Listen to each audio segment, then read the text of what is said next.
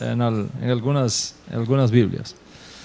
La parashá de esta semana trata con la respuesta de uno de los hombres más ilustres de Israel en tiempos de Moisés, Pinhas, boca de culebra.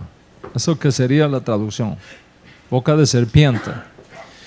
Este príncipe de Israel, movido por el celo del honor de Hashem, actuó de una forma única ante un caso gravísimo que puso en peligro la existencia misma del pueblo judío. Tan seria fue la cosa.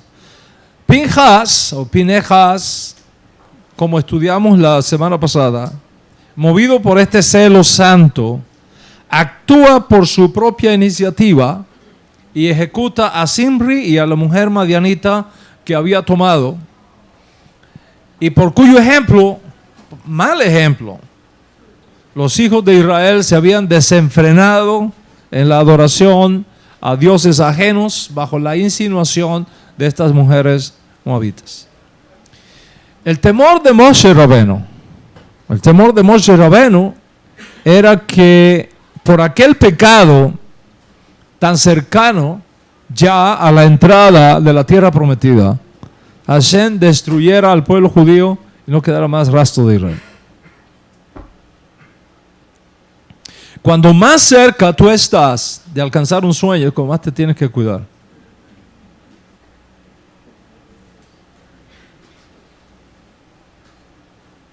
Porque es cuando más el enemigo va a tratar por todos los medios que des un traspiés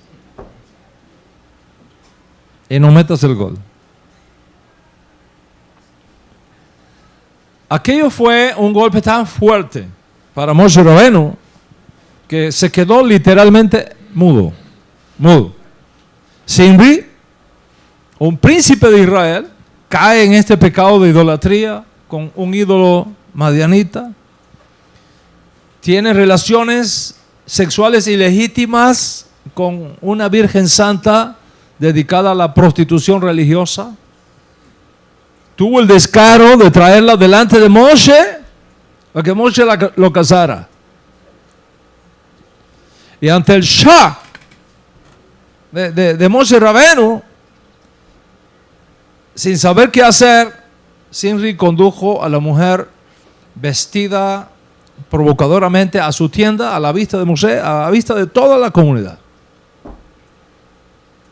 Y lo hizo con alevosía. Lo hizo como diciendo, ahora que hablen todo lo que quieran y ya no anden más rumorando. Ese era el descaro más grande. El pecado oculto le salió por la boca.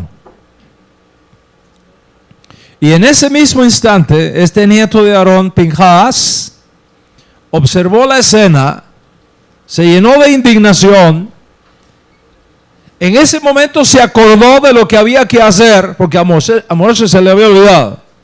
Él se acordó de lo que había que hacer y vio cómo aquella inmensa plaga estaba azotando a los Israel. La gente se estaba muriendo por todos lados. Dio un salto, tomó la lanza que estaba al lado de Moshe Rabenu, persigue a Zimri y a su prostituta, a su tienda, y de un solo golpe los clavó a los dos en la tierra. De un solo golpe los clavó a los dos en la tierra. Y enseguida cesó la plaga. Y luego de lo acontecido con Pinhas, quien había dado muerte a una israelita y a una madianita en momentos de mantener relaciones prohibidas y provocar al Hakadosh Baruj Hu Baruch Shemo, la ira de Hashem se aquieta porque ese hecho fue realizado en honor de Dios. Y como recompensa por haber expuesto su vida por el honor de Dios, dice la parashá que Hashem le dio a Pinhas un pacto de un sacerdocio, un pacto de paz de un sacerdocio permanente en Israel. Le dio un pacto eterno a Israel. De modo que la lectura de la Torá para esta semana es impresionante. Impresionante. Ahora, voy a hablar un poquito de Pinhas o Pinhas. Este héroe de nuestra parashá, el nombre de él es un poco confuso. Es un poco confuso. En castellano a veces se le traduce como Pinhas. En otra ocasión, Fines. Se le traduce también. Más o menos la manera como se ha traducido. En hebreo hoy día, en el hebreo que se habla hoy día en Israel, se pronuncia como Pinhas. Y es así como lo vamos a usar en esta parashá, Pinhas. Pero debo aclarar que Pinhas no es un nombre hebreo. Es un nombre egipcio. ¿Ok? Es un nombre egipcio. Y aunque diferentes eruditos en su estudio de la filología y de la historia de esa palabra es interesante, es lógico asumir que a ningún judío se le atrevería a llamar a su hijo boca de serpiente. Como a ninguno de nosotros, ¿verdad? ¿Quién de nosotros le pondría a su hijo boca de serpiente? Pues tal vez boca de león. ¿Ok? Pero boca de serpiente, pues hay dos teorías sobre este nombre. Hay dos teorías. Primero, que quien lo llevaba era una persona de buena dicción, un buen orador, como la serpiente le habló muy bien a Eva en el jardín del Edén. Pues entonces, como los egipcios hablaban mucho con las serpientes y tenían la cuestión esta de encantamiento de la serpiente y demás, que por ahí puede que haya sido el nombre. Y según otra teoría, posiblemente la más acertada, es un nombre egipcio que se le daba a personas de piel oscura. Okay. Eran llamados los sureños o los de piel oscura. En todo caso, hay un misterio que acompaña la historia de Pinhas. En primer lugar, el tipo de recompensa que recibe. Me dice la Torá para esta semana que recibió de Hashem un pacto de paz como sacerdocio eterno. Sacerdocio eterno. Ser sacerdote, Cohen, en hebreo, es ciertamente un gran honor. Un gran honor. Pero aquí hay un problema. Hay un problema porque la Torá especifica que Pinhas era el nieto de Aarón. Y si era nieto de Aarón, por una cuestión de herencia, él debía ser de la familia sacerdotal. Porque la Torá claramente enseña que los descendientes de Aarón heredarían el sacerdocio por todas las generaciones posteriores. Y si es así, entonces pareciera que Hashem estaba recompensando a Pinhas por algo que ya le pertenecía. Entonces, ¿qué tipo de recompensa es esa? ¿Cómo se puede considerar una recompensa algo que ya se te dio previamente? Otros vieron en este pacto del sacerdocio eterno no solo el sacerdocio en sentido general, sino tal vez el sumo sacerdocio. En otras palabras, que Pinhas y sus descendientes servirían para siempre como sumos sacerdotes. No solo como sacerdotes, sino como sumos sacerdotes en el templo. Ben Sira, un gran maestro de Israel, una generación antes de Yeshua, que escribió muchos libros que no hicieron la Biblia hebrea, que no llegaron a ser parte de la Biblia hebrea, pero que se considera uno de los libros en el judaísmo más importante en el tiempo de formación del judaísmo de los días de Yeshua. Ben Sira, este sabio judío, principios del siglo II antes de Yeshua, escribió sobre Pinhas lo siguiente, y cito: estableció Hashem para él una ley, un pacto de paz para sostener el santuario. sería sumo sacerdote para su descendencia para siempre. Eso está bien clarísimo en la mente judía de en qué consistía ese pacto. Pero había otra posibilidad, y aquí es donde se pone buena la clase. Okay.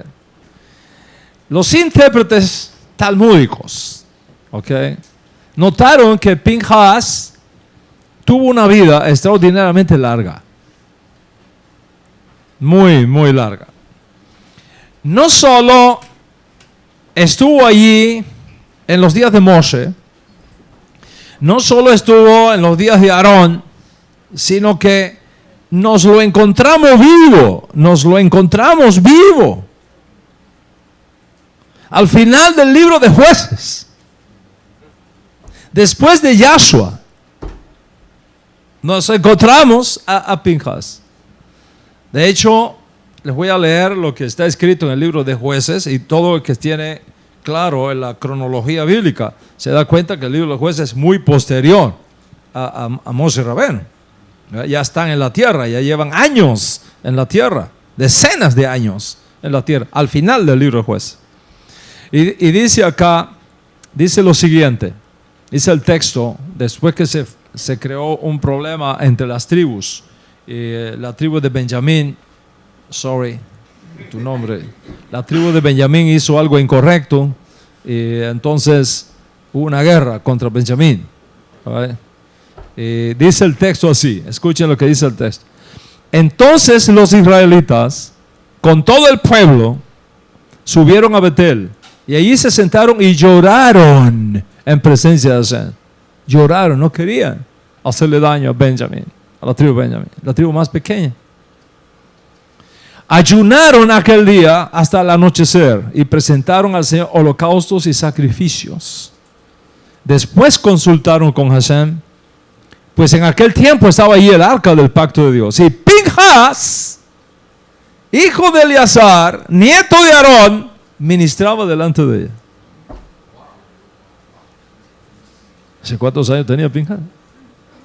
Te aseguro que más que yo. Y yo no tengo mucho, no se estén riendo. Apenas cumplí 40 de servicio al Hashem. De hecho, ayer, ¿qué día? El viernes, ayer.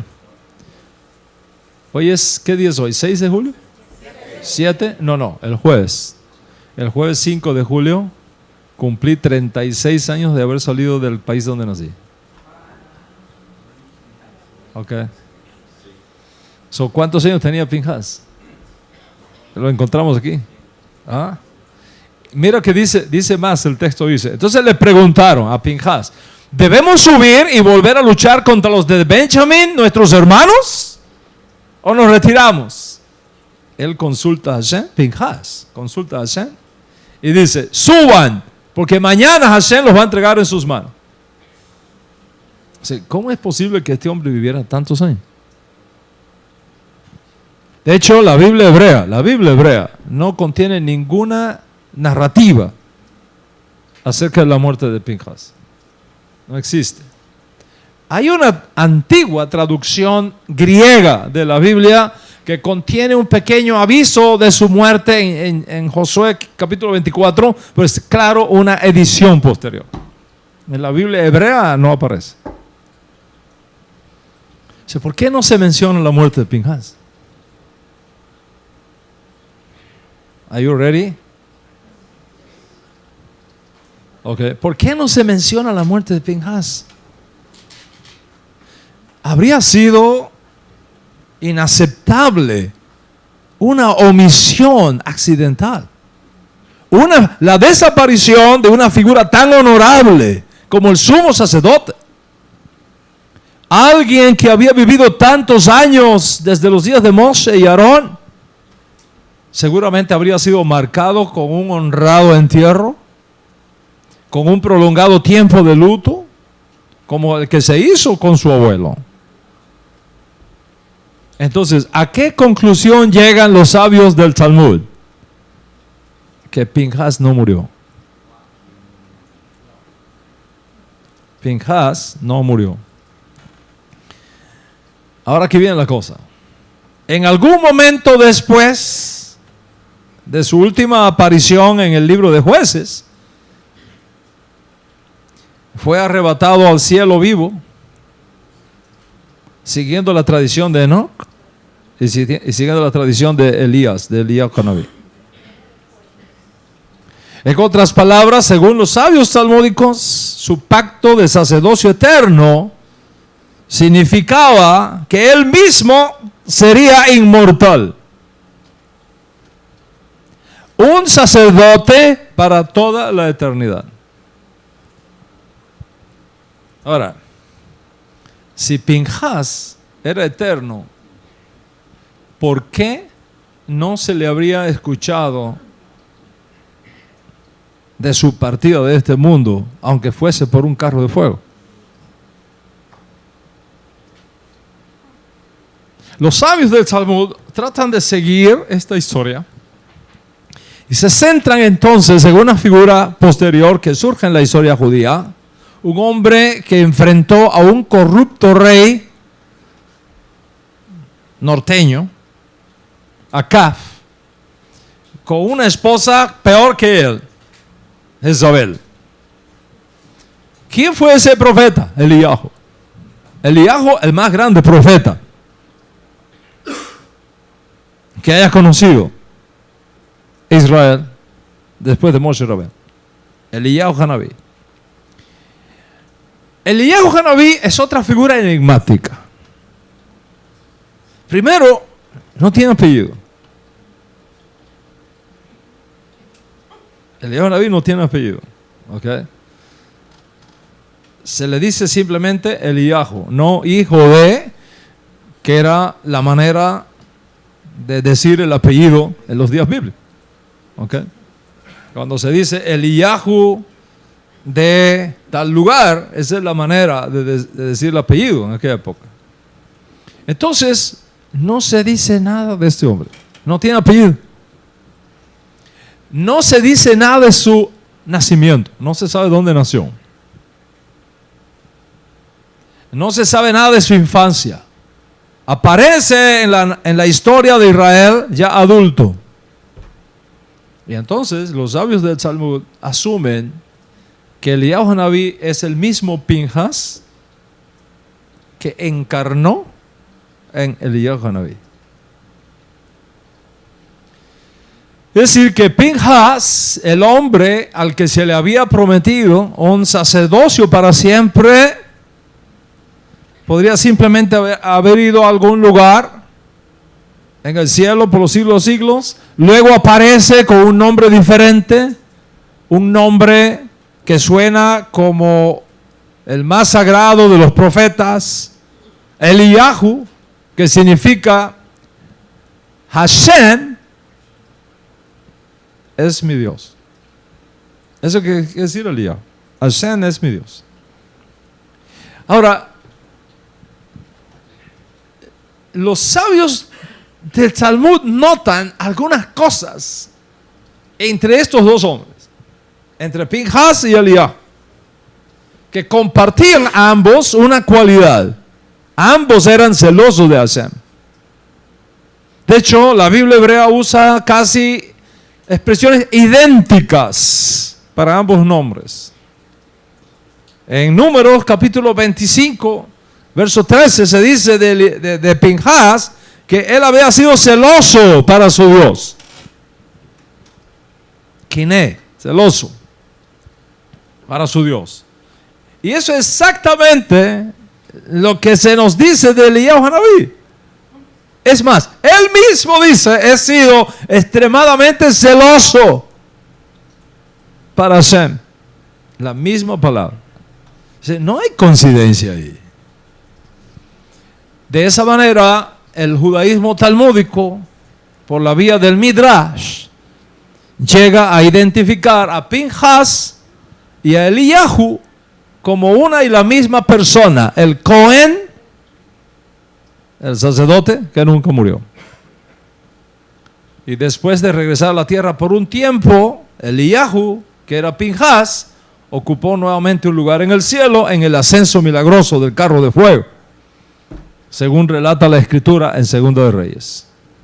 Y entonces esa es la tradición que existe en el judaísmo talmúdico hasta el día de hoy. ¿Está conmigo hasta aquí? Ok. ¿Cuándo regresará a la tierra? ¿Cuándo regresará a la tierra? Avísale allá a Miriam que no me estoy escuchando acá. Y por no estarme escuchando, estoy forzando mucho la voz. No me escucho nada acá. A ver, ahora sí. Baruch Hashem. Entonces, ¿cuándo regresará a la tierra? Los sabios talmúdicos usan un texto de Malaquías para decirnos cuándo regresará a la tierra. Malaquías 3, 12 al 14, que dice: porque te enviaré al profeta Eliyahu. Acuérdense que Eliyahu es Finhas, según esta tradición rabínica. Te enviaré al profeta Eliyahu antes del gran y terrible día de Hashem, y él devolverá la mente de los padres a sus hijos, y la mente de los hijos de los niños vuelvan a sus padres. ¿Estamos? Ese ¿cuándo va a regresar? ¿Cuándo va a regresar? Antes de la aparición de Mashiach. Ben Sira, a quien mencioné previamente, una generación antes de Yeshua, escribe en su libro lo siguiente, y cito: la misión más importante de Eliyahu cuando regrese será restablecer las tribus perdidas de Israel.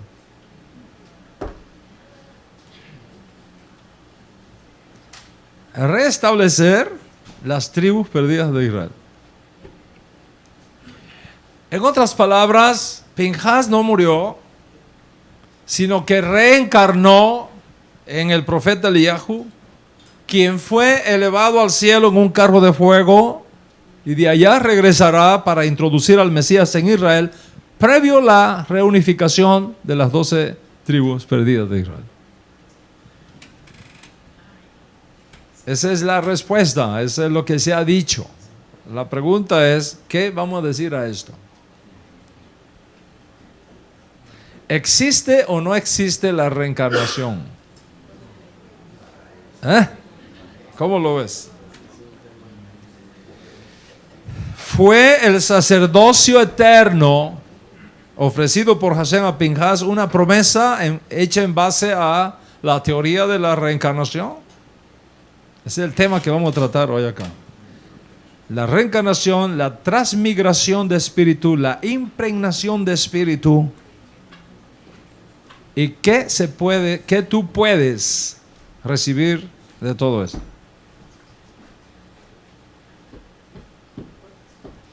¿Es bíblica la teoría de la reencarnación? Ok, vamos a ver cómo hablamos de esto hoy acá. Cuando el sacerdote Yohanan ben Sekaya, conocido en el mundo occidental como Juan el Bautista, Yohanan ben Sekaya, fue interrogado por un comité del establishment judío de Jerusalén, preguntándole: ¿eres tú Eliyahu? ¿Sobre qué base le preguntaron eso? ¿Qué estaba en la mente de aquellos sabios judíos que se acercaron a Eliyahu, a Yohanan ben Sekaya, y le preguntaron: ¿eres tú Eliyahu? ¿Por qué le hicieron esa pregunta? ¿Qué es lo que creían? ¿Qué tenían en su mente que produjo esa pregunta? ¿Eres tú Eliyahu? ¿No estaban mostrando indirectamente que creían en la posibilidad de que Eliyahu Hanabí se apareciera en la persona, en este caso, de Yohanan, el profeta?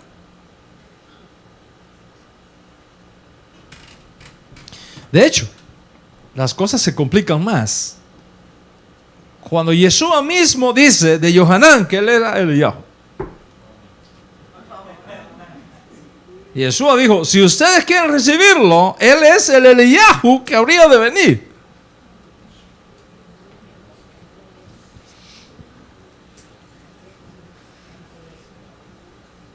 Entonces aquí hay un problema. Porque si Yeshua mismo dice, sonría, que se le ama muchísimo. Si Yeshua mismo dice que Yohanan es el Eliyahu que habría de venir, ¿cómo explicamos que cuando el comité de Perushim le preguntan al propio Yohanan, ¿eres tú el Eliyahu? Él dice, yo no soy el Eliyahu. Sí, cuando los fariseos que envía el Sanedrín le preguntan a Yohanan, ¿eres tú el Eliyahu? Él dice, yo no soy el Eliyahu. Pero unos días después, Yeshua dice, él es el Eliyahu. Entonces, ¿cómo explicamos que Yeshua dice, él es el Eliyahu, y el Eliyahu dice, yo no soy el Eliyahu?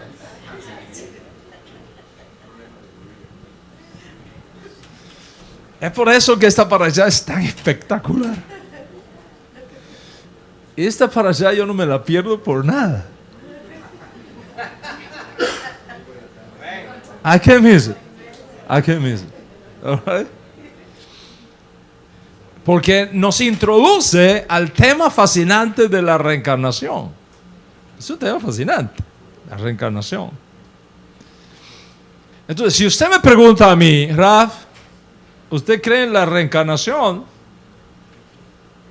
Yo te voy a decir, sí, yo sí creo en la reencarnación. ¿Ok? Yo sí creo en la reencarnación. Pero si me vuelves a preguntar, para estar seguro, ¿usted me está diciendo entonces que la reencarnación es bíblica? Mi respuesta es no.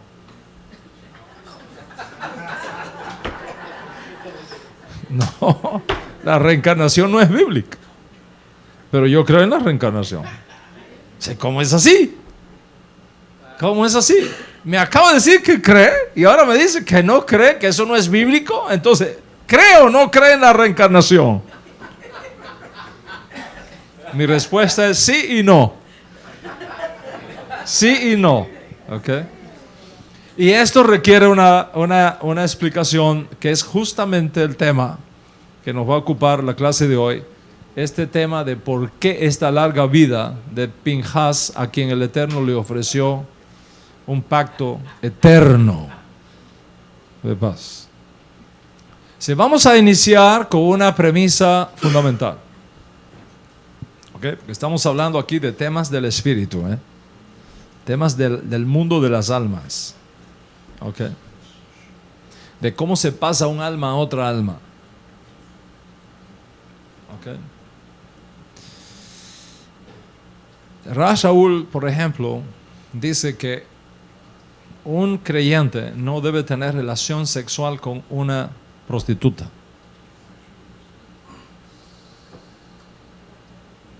¿Y por qué no debe tener una relación sexual con una prostituta?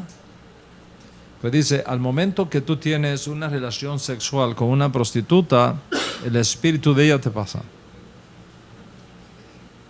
Y el espíritu tuyo se le pasa a ella y se juntan los dos espíritus. Vienes a ser un ejad espiritual. Y después, ¿qué pasa? Que donde quiera que tú vayas, una porción del espíritu de esa prostituta sigue contigo. Y una porción del espíritu tuyo sigue con la prostituta. Donde quiera que ella vaya. Y empiezan las combinaciones de espíritu. Porque cuando ella tiene otra relación con otro hombre, empieza otra unión más. Y acá otra unión más. Y ahí se crea una red de espíritus de intercambio. De espíritu, porque eso es increíble, el espíritu no se muere, el espíritu no se acaba, se acaba el deseo sexual, se acaba el orgasmo, se acaba, todo eso se acaba, pero el espíritu que unió eso no se acaba, el espíritu de una sustancia que no se acaba, el espíritu es imperecedero, es eterno. De hecho, cuando uno se muere, lo que tu papá aportó, lo que tu mamá aportó, vuelve a la tierra donde era, pero el espíritu vuelve a Dios, que lo dio. El espíritu es como la luz. De hecho, la Torá identifica el espíritu con la luz. Luz del hombre es el espíritu del hombre adentro de él. Entonces, usted tiene que tener mucho cuidado con quién usted se relaciona, porque hay intercambios de espíritu. ¿Y cómo es que esto opera en el mundo, en el mundo espiritual? ¿Y qué relación hay en esto con la reencarnación? ¿Y qué es lo que tú tienes que hacer para limpiarte del espíritu de una persona que puede estar operando en ti y tú no lo sabes? El espíritu de alguien con quien tú estuviste en una relación, ¿cómo te puedes limpiar de eso? Hoy es un día de mucha esperanza para mucha gente. Y eso es justo el tema que trata nuestra parasha. Vamos a partir de una premisa fundamental. En el judaísmo tradicional se usa la creencia, la fe en la reencarnación del alma como un medio de rectificación y como un medio de expiación del pecado. Para el judaísmo talmúdico, los enigmas de la vida solamente pueden ser comprendidos, entre otras cosas, sobre la base de la fe en la reencarnación. Los rabinos talmúdicos, hasta nuestros días, para justificar y explicar la teoría de la reencarnación, hacen mención de un caso muy conocido que quiero compartirles.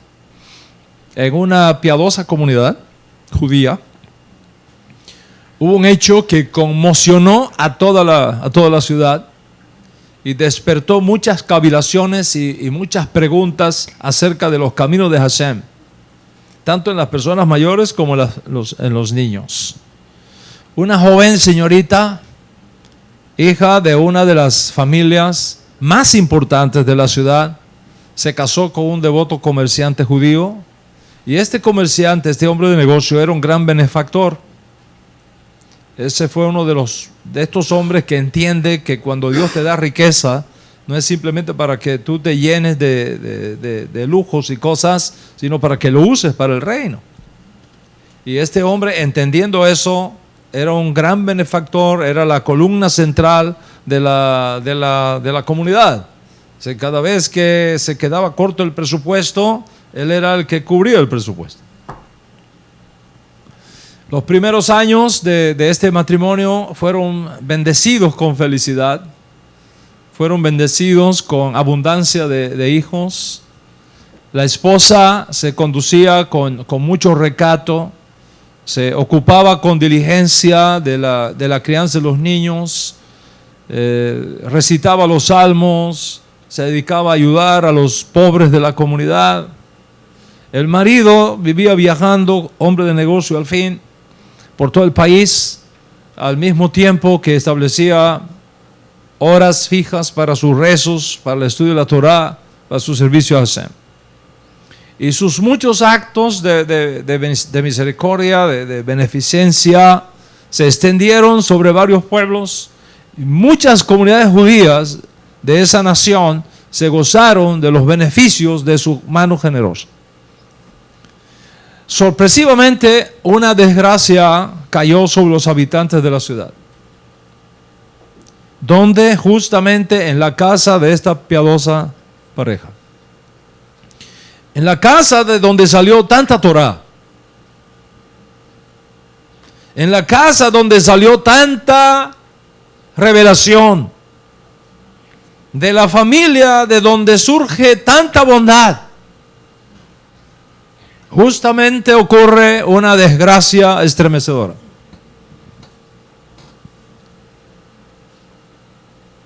Su hijo de 3 años fue violentamente asesinado por un borracho desconocido. ¿Te imaginas? Un borracho desconocido le asesina a este hombre, a este sádico, su niño de 3 años. Y la ciudad estaba consternada con este caso. Miles de personas, entre ellas famosos sabios y líderes espirituales, entraron y salieron para consolar a estos dolientes padres. Muchos se hicieron preguntas y todos lo expresaban a viva voz. ¿Es esta la recompensa de Hashem a esta piadosa pareja por todas las buenas cosas que ellos han hecho por nosotros? ¿Cómo es posible que Hashem permita que algo así suceda? ¿Por qué en forma tan violenta? Por supuesto, un resentimiento hacia los caminos de Hashem se filtró en los corazones de muchos ciudadanos y muchos judíos comenzaron a sentir en su corazón rencor contra Dios. Esto confundió la fe de muchos y alejó a muchos del servicio a Hashem. Y la pareja reaccionó frente a este hecho con una emuná tremenda, con una tremenda resignación, aceptando el decreto divino con amor y siguiendo con su recto estilo de vida.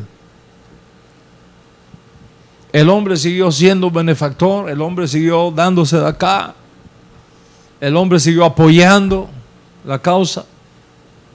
Pero no pasó mucho tiempo cuando otra desgracia cayó sobre ellos. Un terrible rumor se expandió por toda la ciudad. El justo y modesto comerciante había caído muy enfermo. Y los médicos estaban preocupados por su vida. Inmediatamente en toda la ciudad se organizaron rezos públicos. Todos los judíos comenzaron a recitar los salmos para el bienestar de este hombre. Este muchacho, este hombre comerciante, amado por todos. Y prácticamente no había una comunidad que no se hubiese beneficiado de su mano generosa. Pero no solamente eso, él era uno de los principales de la comunidad, responsable de muchas instituciones de caridad y de beneficencia. Y con toda razón del mundo, estos rezos del fondo del alma y todos estos lamentos y todos estos salmos se elevaron al cielo. Más y más gente venía a la sinagoga, se unía en las casas para rezar, para pedirle a Hashem. Y cuando cundió la noticia que los médicos estaban desesperados y no pudieron hacer más para salvar su vida y que apenas le quedarían días para irse de este mundo, el sabio de la ciudad, que era un gran erudito de la Torá, dijo: eso no va a suceder jamás. No le va a ocurrir a este hombre justo ningún mal. Enorme fue la desilusión de los ciudadanos y muy grande su pena y su dolor cuando después de unos días, contrario a lo que este sádic había anunciado, este hombre de negocios muere, termina sus días aquí en la tierra y se destruyó la fuente que traía tanta sedacá a tanta gente. Tenía 35 años de edad. La joven viuda perdió su respaldo, su fuente de vida, su alegría, no sabía calmar su dolor. Todos sintieron una gran pérdida y por supuesto tantas preguntas llenaron los corazones. ¿Por qué fue llevado tan joven un hombre justo y un hombre bueno cuando los malvados viven largos días de vida? ¿Por qué no ayunaron?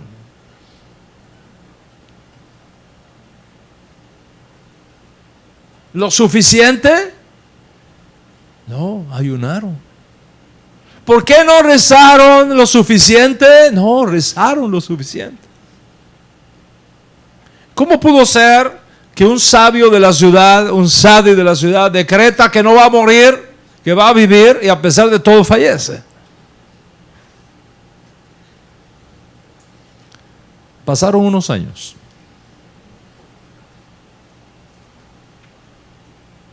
Un viernes en la noche, el hijo casado de la madre viuda vino a saludarla para decirle Shabbat Shalom. La madre trató de sonreír, pero a pesar de sonreír, de sus ojos rodaban lágrimas. Madre, le dijo a su hijo mayor, ya han pasado varios años. En un momento va a entrar Shabbat. Yo creo que ya es tiempo de que usted seque sus lágrimas. Debe haber un límite a nuestro dolor. Usted sabe lo que han enseñado los rabinos, que quien prolonga demasiado su pesar es poseído por el pesar. Entonces, somos creyentes, somos Yehudí. ¿Qué sabemos nosotros de los cálculos de Hashem? Todo lo que Hashem, mamá, hace es para bien. Por favor, mamá, nos estás causando mucho dolor a nosotros y también al alma de papá, que me imagino no va a encontrar descanso mientras tú sigas llorando así. Mira, yo sé que ya hace algunos meses el rabino te está proponiendo un excelente varón para desposarte con él. Es un buen hombre. Y tú todavía estás dudando. Mamá, debes fortalecerte en la fe, estar alegre con lo que Hashem te ha dado y seguir adelante. La joven viuda respiró profundamente, reflexionó sobre las palabras que le estaba dando su hijo y dijo, basta, suficiente con este dolor, suficiente con esta duda. ¿Acaso yo soy más misericordiosa que Hashem? Todo lo que Hashem hace es para bien. Desde ahora, hijo, me voy a esforzar por estar alegre. Así lo decide en su corazón. Y verdaderamente ese fin de semana estuvo mucho más alegre y sonriente. Sus hijos respiraron con alivio. Por fin mamá ha logrado sonreír sin lágrimas en sus ojos. Y comienza la familia a regocijarse. Estaba muy contento con el cambio. Había un nuevo aire en la casa. Otro fin de semana de pena y de tristeza los hubiera quebrado espiritualmente a todos. Esa noche, por primera vez en varios años, se acostó a esta madre judía viuda en su cama con el corazón tranquilo y con alegría. Y por primera vez en muchos años logró dormir en paz, sin estrés, en tranquilidad, sin dar vueltas en la cama, sin pensar en su esposo fallecido, sino con una sonrisa en sus labios. Y algo se le fue del corazón y le vino una tremenda alegría y una tremenda paz. Y justamente esa noche tiene un sueño. Se ve parada en una extraordinaria campiña que está rodeada de una enorme luz. Siente un rico perfume que evidentemente no era de este mundo, que podía llevar hasta su nariz. Entendió que estaba en el tercer cielo, en el Gan Edén. Y entre los árboles de esta campiña distingue la figura de un anciano con un rostro todo iluminado. Y este anciano se llega a ella y le pregunta, ¿quieres encontrarte con tu ex esposo? ¿Con tu marido que se murió? Ella acepta con un movimiento de cabeza. Y este anciano la lleva de la mano a un gran salón repleto de varones justos, sentados y escuchando apasionadamente una lección de un joven maestro. Al terminar la clase, este joven se aproxima a ella y era su marido. Era su marido. Amor, le dice, ¿por qué me dejaste sola en los mejores años de mi vida? ¿Y cómo es eso que tú eres maestro de Torah? Si yo nunca te conocí como maestro de Torah, tú fuiste un comerciante. Tu negocio era hacer dinero, no enseñar Torah. ¿Cómo llegaste a eso? El marido sonríe y le dice, debes saber que en mi preexistencia fui un gran erudito y un gran maestro de Torah. Solo que nunca contraje matrimonio. Nunca me casé. Y cuando ascendí a mi lugar en el paraíso, no me permitieron entrar allí. Porque no había cumplido con el precepto de multiplicarme y traer hijos al mundo. Y entonces pedí una oportunidad. Y por eso volví a la tierra en una nueva encarnación para poder casarme, engendrar hijos, criarlos en el camino de la fe y sustentarlos. Y así fue que descendí al mundo para casarme contigo y para procrear hijos.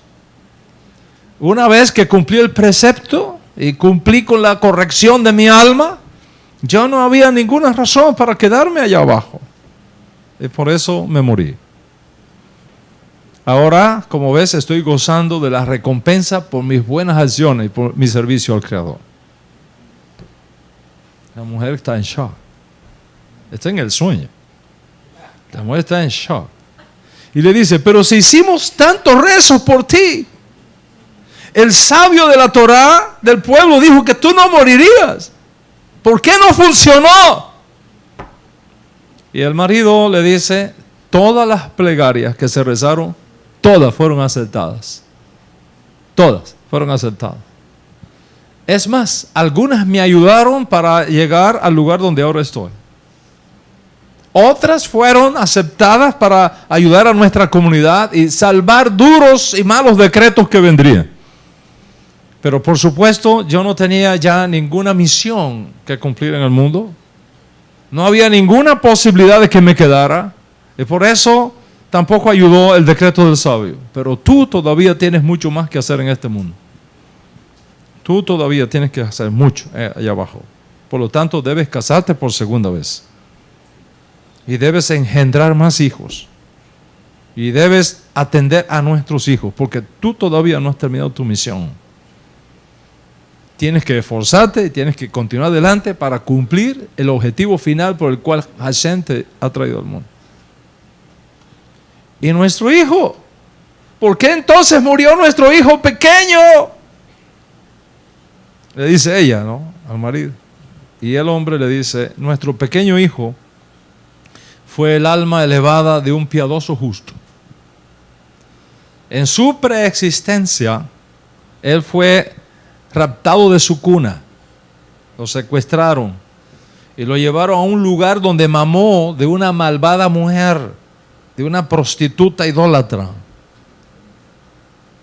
Y luego que fue rescatado por sus captores, quisieron colocarlo en una posición en el paraíso, pero el tiempo que vivió de esa malvada mujer le manchó el alma. Y por lo tanto, lo trajeron de nuevo al mundo en una nueva encarnación para que mamara de una mujer justa como tú.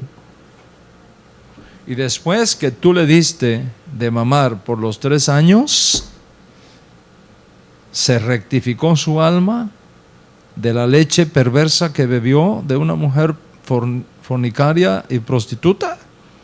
Y entonces tu modestia y tu rectitud terminó sus días y lo trajeron para acá. pero ¿por qué murió de una forma tan espantosa?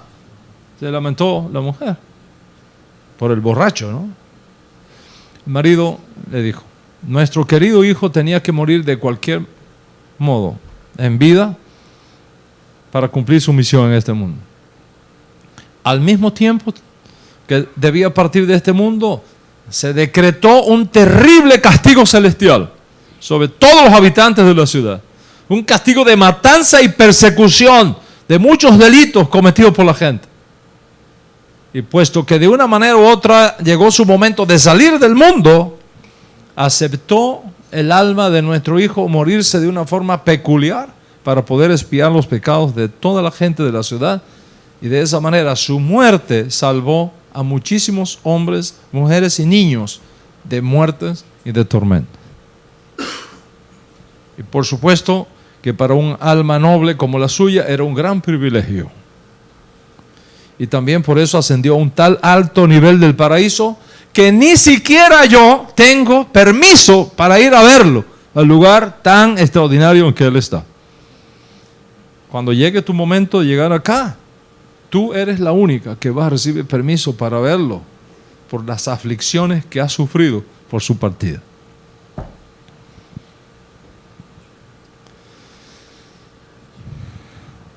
Después de este diálogo, dice ella que guardó silencio, miró a su esposo por última vez y escuchó cuando él le decía, yo cumplí la corrección de mi alma, pero tú todavía tienes más que hacer en tu vida. Ve y cásate con el candidato que te han propuesto y continúa tu vida con alegría.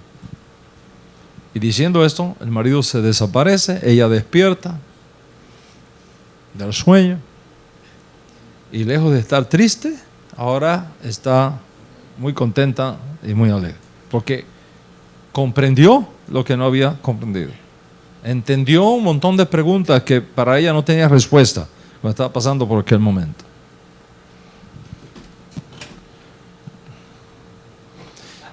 ¿Cómo explicamos esto?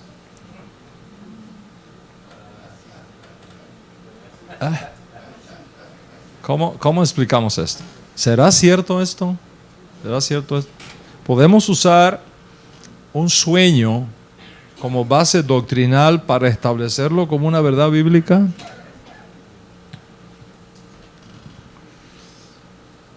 Este es un punto muy importante.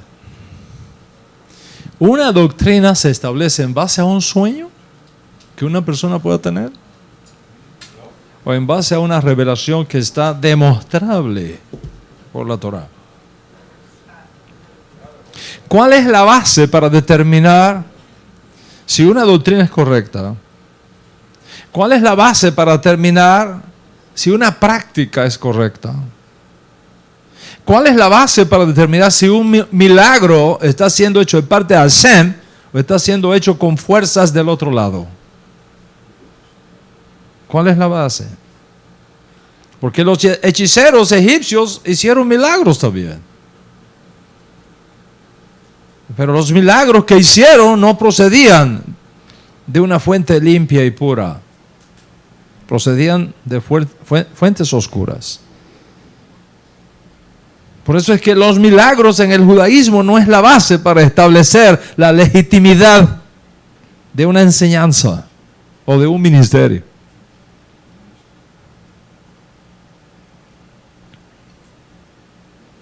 De hecho, el propio Jesús dijo, muchos me van a decir en aquel día, nosotros hicimos milagros, resucitamos muertos, echamos fuera demonios.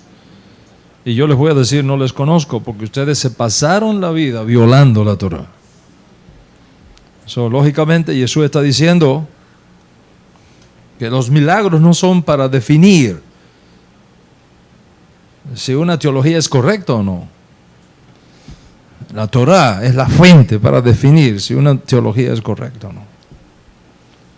¿Cómo está escrito? ¿Qué lees? ¿Qué fue revelado a los profetas? Dice Moshe Rabenu, si viene a ti un profeta y anuncia un milagro y pasa, y sucede, pero luego te desvía de la Torá y declara que esto no sirve, que ya esto pasó, es un falso profeta. No le hagas caso a los milagros que haga. Es un falso profeta. ¿Cómo explicamos esto? ¿Podemos usar estos sueños como base doctrinal para establecerlo como una verdad bíblica? Y si no, ¿cómo es posible que Hashem permita que una mujer judía pura, una mujer judía recatada y piadosa, tenga un sueño así?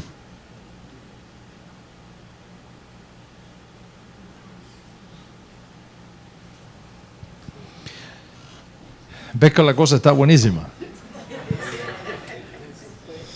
O sea, hay varias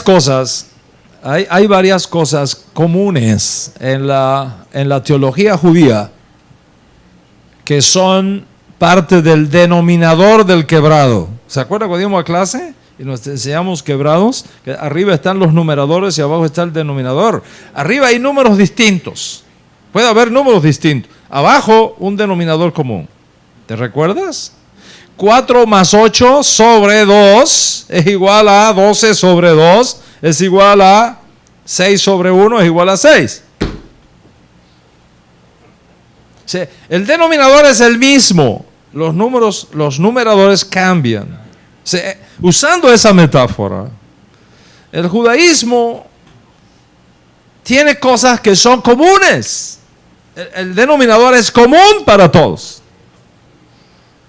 No importa qué escuela judía tú estudias, ese es un denominador común.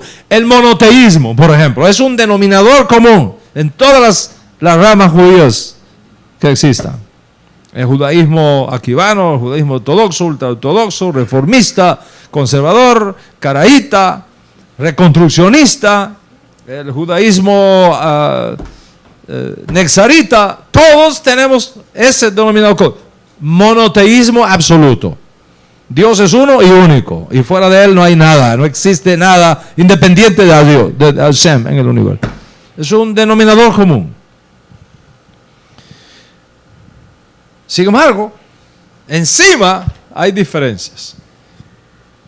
Encima hay diferencias.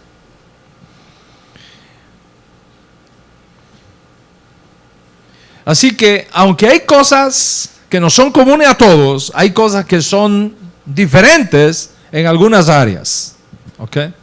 En algunas áreas. Desde la perspectiva del judaísmo nazarita que yo represento en esta casa, el tema de la resurrección de los muertos es uno de los temas fundamentales. ¿De qué pasa con el alma de una persona cuando muere? Desde este punto de vista, cuando una persona muere, todo lo que recibieron sus padres, lo que esa persona recibió de sus padres, muere con ellos.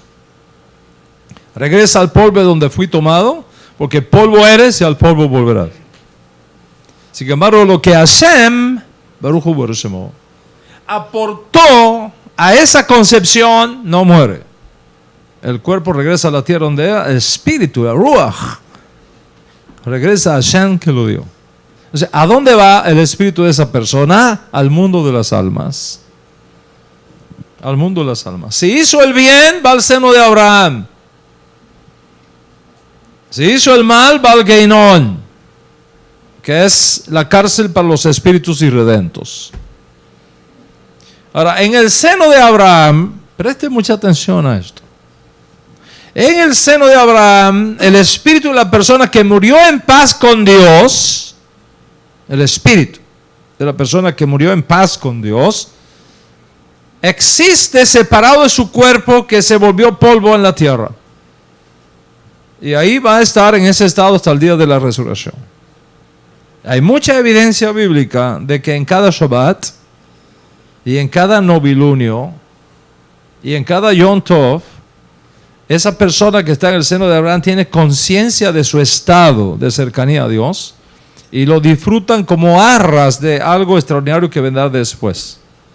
Y por eso está escrito en el libro del profeta Isaías, de Shabbat en Shabbat y de día de Yom Tov en día de Yom Tov vendrán todos ellos delante de mí y me reconocerán, me adorarán. Y eso es lo que explica por qué pudo haber una conversación entre el rico y Lázaro. O sea, ¿qué pasó con las almas que estaban en el seno de Abraham? ¿Qué pasó con esas almas? ¿Cuándo ocurre la venida de Mashiach ben Yosef? Que tiene lugar la expiación de los pecados de muerte que no tienen perdón en el sistema tradicional levítico. Con su elevación y ocultamiento temporal fueron elevadas también las almas que estaban en paz con Dios en el seno de Abraham y ubicadas en el Gan Edén,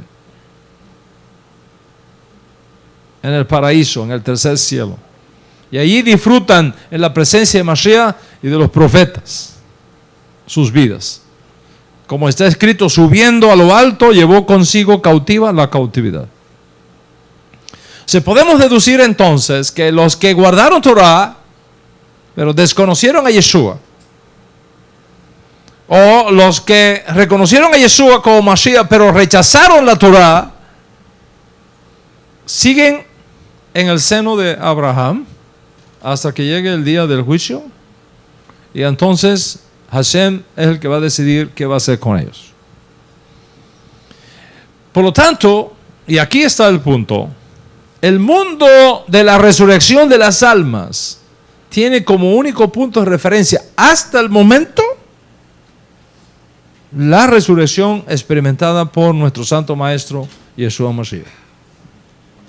No, ese es el punto de referencia. No podemos tomar como punto de referencia los que murieron y resucitaron y volvieron a morir, como el caso de Enoch, como el caso de Eliyahu Hanabí, como el niño resucitado por el profeta Elisha, o como el caso de Eleazar, resucitado por Yeshua. Todos murieron, todos resucitaron, pero todos se volvieron a morir.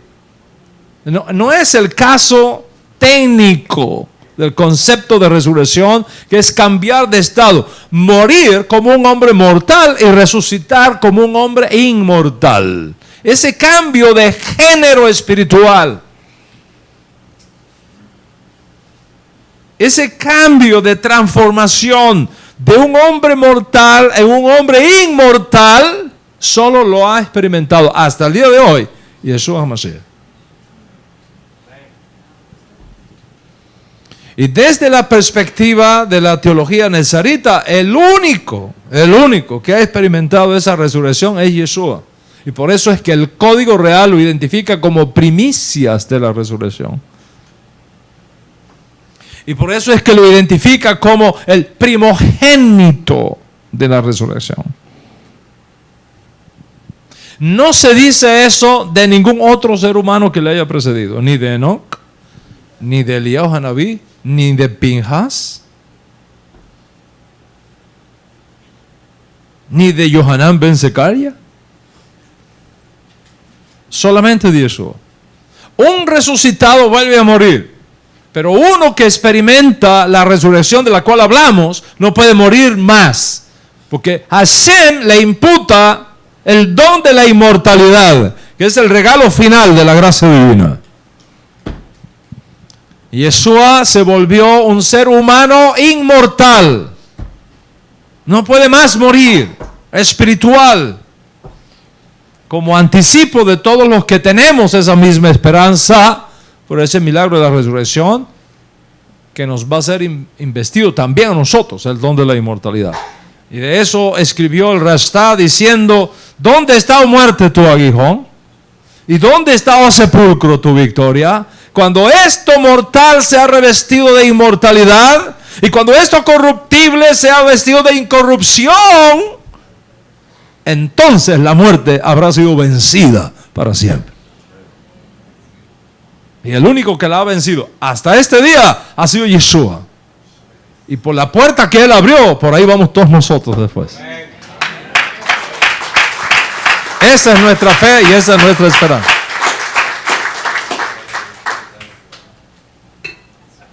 Se piensa en esta gloriosa teología. Un mundo lleno de personas puras, sin Yeser Hará, santas, perfectas, nobles, con un cuerpo eterno, inmortal. Ya no te va a dar más migraña. Ya no va a haber más fibromialgia. Ya no habrá más dolores en la columna vertebral. Ya no habrá más diabetes, ni más de las 1500 enfermedades que conocemos hoy día. Todo habrá pasado finalmente. Contrario, ¿cómo está la hora? Contrario, es que el reloj de acá no se ve bien, una vez me lo cambiaron. Contrario a la resurrección de los muertos, existe esta teoría de la reencarnación, que es una teoría que, como dije, es sostenida por el judaísmo talmúdico, y que en esencia afirma que las almas de las personas que previamente murieron pueden ser enviadas de nuevo a la tierra en otro cuerpo para vivir una nueva vida por cierta cantidad de tiempo, a fin de que puedan cumplir con una parte de su misión que no cumplieron en la primera vida. Contrario a esa posición, la teología netzarita enseña: es necesario que el hombre muera una sola vez y después de eso el juicio. O sea, no es lo mismo. La teoría de la reencarnación, por su propia esencia, exige que la persona viva y muera en varias ocasiones. De hecho, hay un libro en el judaísmo tradicional que es muy querido, muy respetado y muy importante también, el Zohar, un libro muy importante, donde habla de que el ser humano puede experimentar, Judith, ¿tú estás conmigo aquí? Hasta 613 reencarnaciones. ¿Te imaginas? Judith, ¿yo estoy hablando contigo o con...?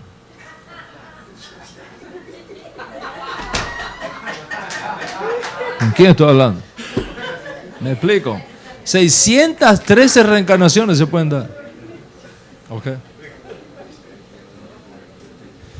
Es más, en el libro de rezo del judaísmo tradicional está presente esta doctrina. Por eso yo soy celoso de que ustedes no estén leyendo todos los libros de judaísmo.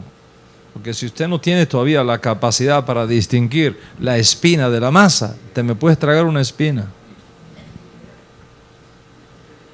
Entonces, hay algunos sidurín que dice: yo perdono a todo el que me haya hecho daño. Entonces, ¿se va a acostar? ¿Va a dormir? O sea, yo perdono a todo el que me haya hecho daño, ya sea en esta reencarnación o en otra reencarnación. Sí, la gente que no conoce esto empieza a leer eso y lo repite y lo repite y lo repite y lo repite, y entra en un mundo donde se mueven ideas y donde se mueven espíritus que no son los espíritus que nosotros seguimos. ¿Ok? Entonces es importante entender esto. Existe mucha literatura judía no netzarita que describe estos procesos de reencarnaciones. Okay, el Sha'ar Hagigulin, por ejemplo, 613 reencarnaciones, etc. Bueno, les voy a contar, porque estas cosas, no sé cuándo tendré oportunidad de hablar de esto otra vez. Les voy a contar un caso para estudio que se usa en la teología talmúdica actual para justificar la reencarnación. No solo el sueño de esta señora, sino también un hecho que no fue un sueño. ¿Ok? Que no fue un sueño. Tuvo lugar en una fiesta de Pesaj, en una sinagoga judía en Jerusalén. Y hubo muchos testigos que todavía viven. Usted les puede preguntar: esto pasó, no es cuento, esto pasó, ¿ok? En Jerusalén. Como a las 6 de la tarde, en uno de los días intermedios de Pesaj, en la sinagoga de Mesuyov en Jerusalén, tuvo lugar esto. Este joven, esta persona que cuenta lo que pasó allí, ingresa a la sala de disertaciones y se encuentra allí uno de los rabinos del lugar, sentado en la tarima, en la bimba, explicando las leyes que conciernen a el trato en términos de préstamos que debe de privar entre judíos. ¿Okay? Si se va a hacer un préstamo monetario a un judío, ¿cuáles son las reglas que hay que seguir para que funcione bien la cosa? ¿Okay? Y había cientos de personas escuchando al rabino disertar sobre estas leyes de préstamos y demás. Pero había un poco de inquietud, un poco de asombro. La gente está escuchando la disertación.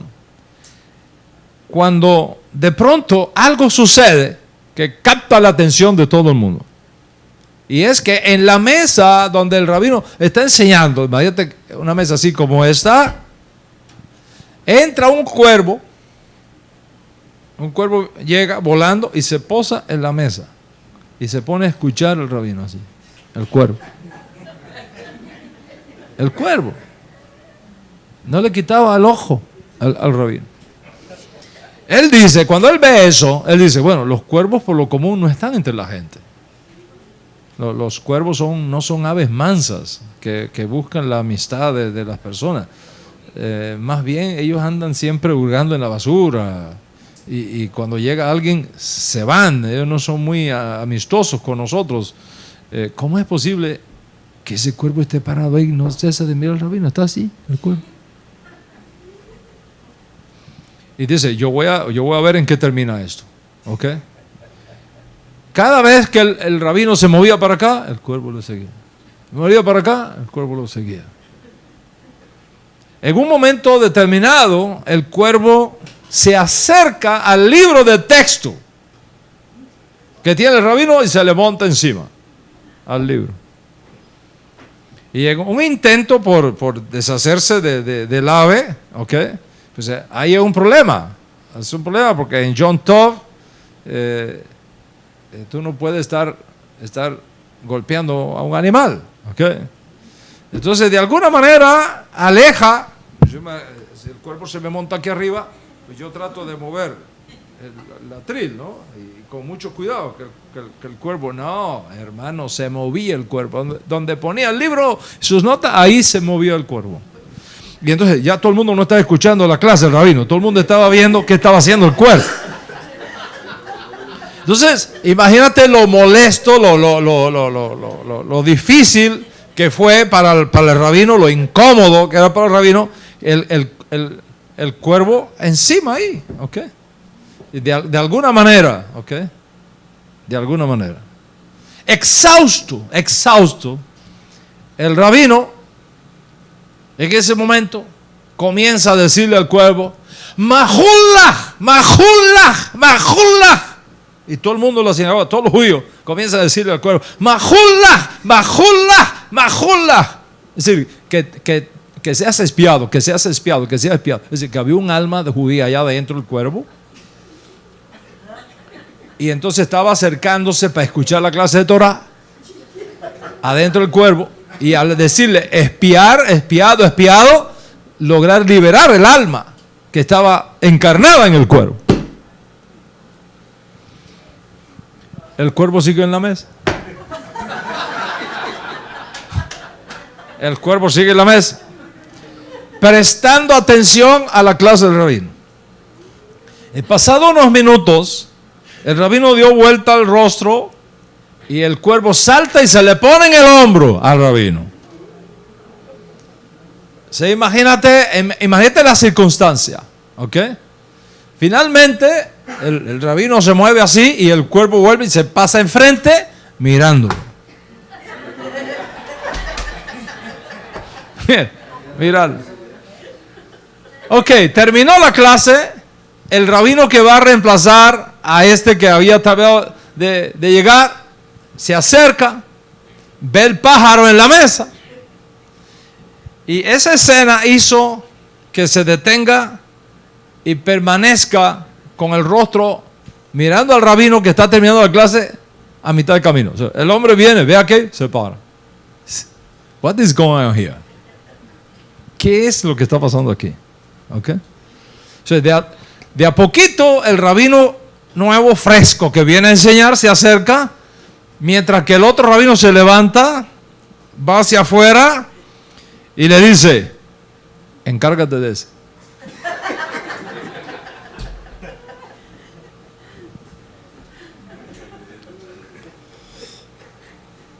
¿Qué vamos a decir a esto?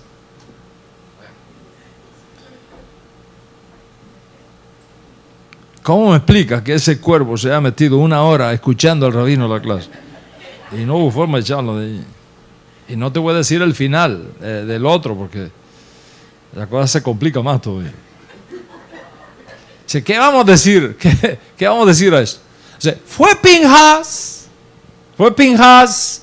un hombre que nunca murió, sino que fue reencarnado en diferentes hombres hasta llegar a convertirse en Eliyahu Hanabí, que sigue luego reencarnándose hasta llegar a Yohanan Ben Zakkai, de quien dijo el maestro, si ustedes quieren recibirlo, él es el Eliyahu que iba a venir.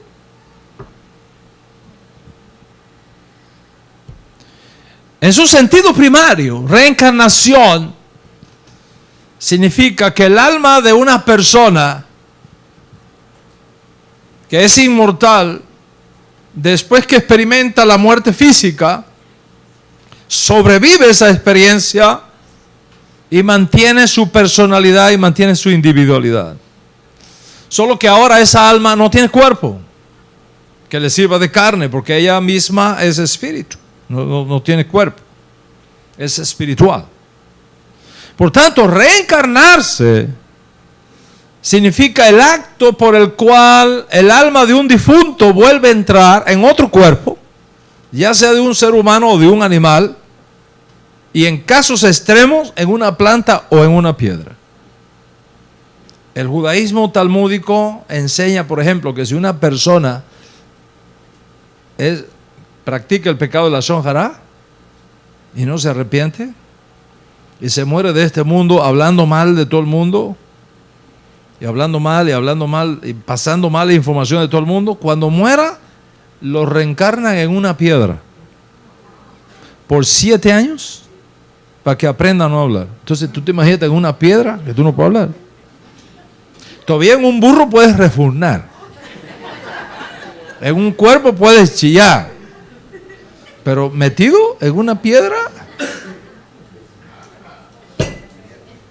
Y de ahí viene entonces una teoría, y la teoría es esta, ¿ok? La teoría es que a cada ser humano se le da cierta cantidad de palabras para hablar, y cuando terminas, te mueres.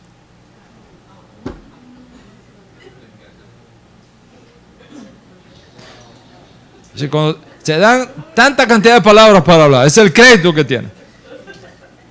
Cuando consumes todo lo que tienes de crédito, te mueres. ¿Por qué algunos rabinos enseñaron eso? Para que todo el mundo diga así, ¿sabes qué? Voy a ahorrar, no voy a hablar, no voy a gastar mis palabras, porque si gasto mis palabras, me voy. ¿Sabes qué? Mira, hermano, no hables mucho. No hables mucho. Yo no sé cuántos me queda de crédito, mejor no hable. ¿Right? Bueno, en todo caso, la idea es perpetuar la existencia del alma en algún cuerpo para continuar su vida inmortal hasta que termine de perfeccionarse y entonces esté listo para la resurrección. En otras palabras, hasta que tú no estés listo para la resurrección, no puedes resucitar. Y como la única manera de perfeccionarte es que tú hagas las cosas bien hechas, cada vez que te vayas de aquí y dejaste algo mal hecho, vuelves a venir hasta que perfecciones esa parte y así hasta que estés listo para la resurrección.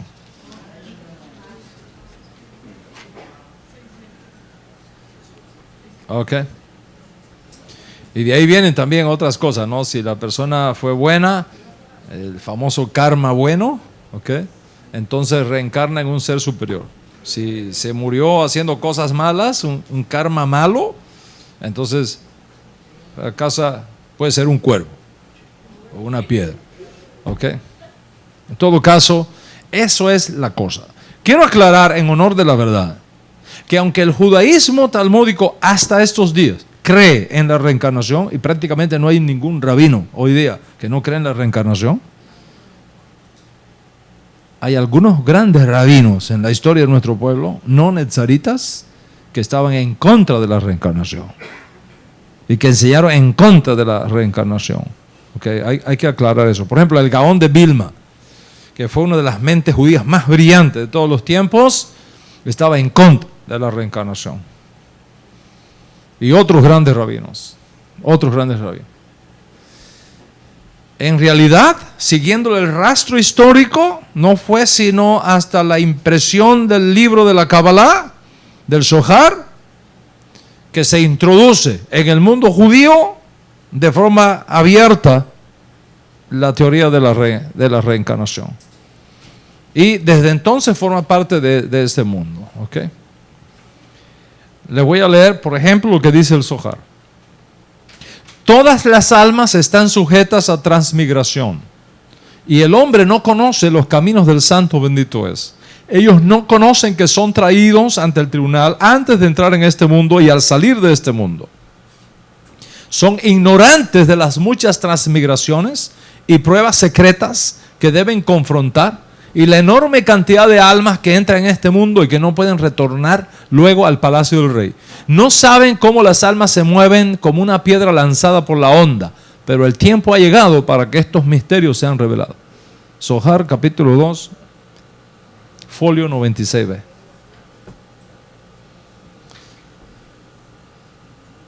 Bueno, ¿por qué Dios permite a los malos una vida buena y a los buenos muchas veces una vida cargada de sufrimientos y de privaciones, de enfermedades y de pobrezas? ¿Cómo es posible? ¿Cómo explicar el sufrimiento de niños inocentes que viven pocos años, a veces sufriendo una terrible enfermedad? La respuesta que da el Zohar es la justicia de Dios. Esa es la respuesta.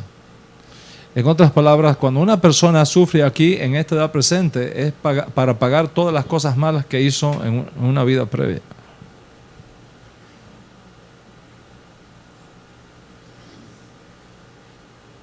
¿Está escuchando? Una vez que el pago ha sido hecho, el alma es quitada de la tierra para que evolucione a un estado superior. Y eso puede ocurrir a los 10 días de nacido, eso puede ocurrir a los 10 años o a los 40. Por tanto, la muerte de los inocentes no es tal cosa, es el tiempo para su purificación de sus pecados pasados que ha tenido lugar. Eso suena un poco lógico,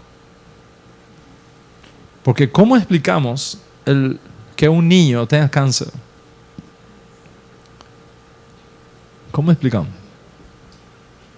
que un bebé que no la debe sufra de un cáncer en los primeros añitos de su vida? Entonces, suena un poco lógico. La respuesta que da la teoría de la reencarnación es: ese niño que sufre ese cáncer, por lo doloroso y lo triste que sea, es su salvación. Porque ese dolor y ese sufrimiento que le va a durar 3 años, 4 años hasta que muera, es el pago de algo malo que hizo en su vida pasada. Y al venir acá, sufrir los 2 o 3 años que le faltó, entonces ya se rectifica y entonces va a poder resucitar. Eso suena un poco lógico, pero si lo analizas detenidamente es antibíblico. Es antibíblico, me voy a explicarlo. Debido a la importancia que esto tiene, usted tiene que salir de aquí clarísimo en esto. Clarísimo, ¿okay? El argumento de la justicia divina, visto desde la perspectiva de la reencarnación, cuando tú lo analizas detenidamente, echa por tierra todo el sistema de redención establecido en la Escritura. En otras palabras, para resolver el problema del pecado del hombre, de sus malas acciones y transgresiones, la solución no es la reencarnación, es el arrepentimiento. Para el perdón y la purificación del pecado. Y si decimos que hay pecados que no pueden ser perdonados por el sistema levítico, como es el asesinato, como es la idolatría, como es el adulterio, por ejemplo, el cual exige que se le dé a la persona la única solución que existe, que es la muerte, ¿cómo garantizar que el nuevo cuerpo donde ingresa supuestamente el alma no sea peor que el primero? Y que la persona sea arrastrada a pecados peores que el primero en grado cuantitativo. ¿Cuántos están conmigo hasta aquí? En otras palabras, si la reencarnación es un proceso por el cual la gente rectifica sus errores del pasado y cada vez es mejor, porque el mundo es cada vez peor. El mundo debería ser mejor con tantas almas rectificadas, pero resulta que vamos de mal en peor.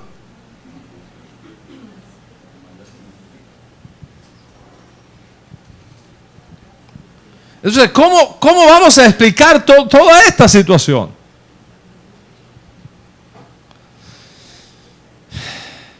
¿Qué pasa si un alma de un varón pasa a un cuerpo femenino?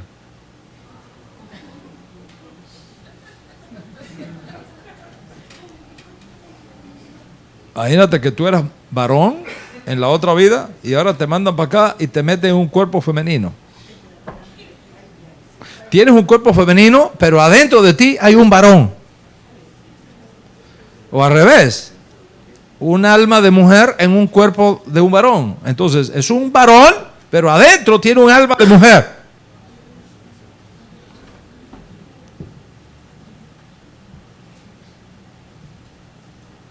Es un problema.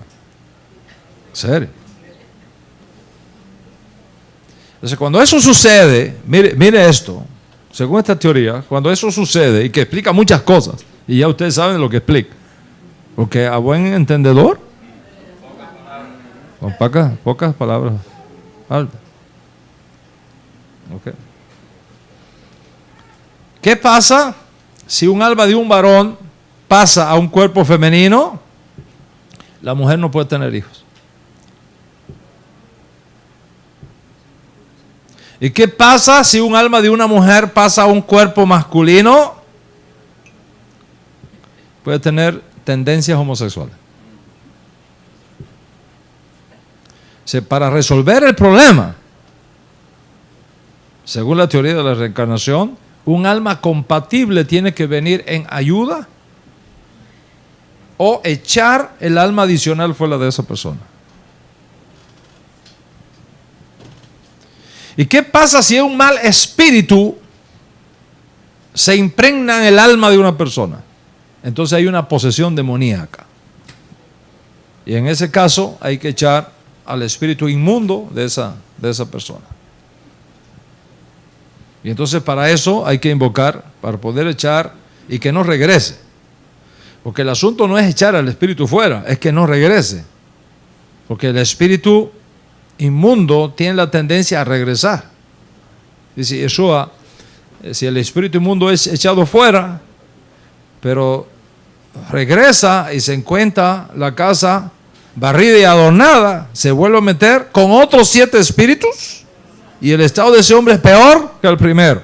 Eso es profundo. Yeshua está tocando un tema muy profundo de impregnación de almas acá. Espíritus sucios.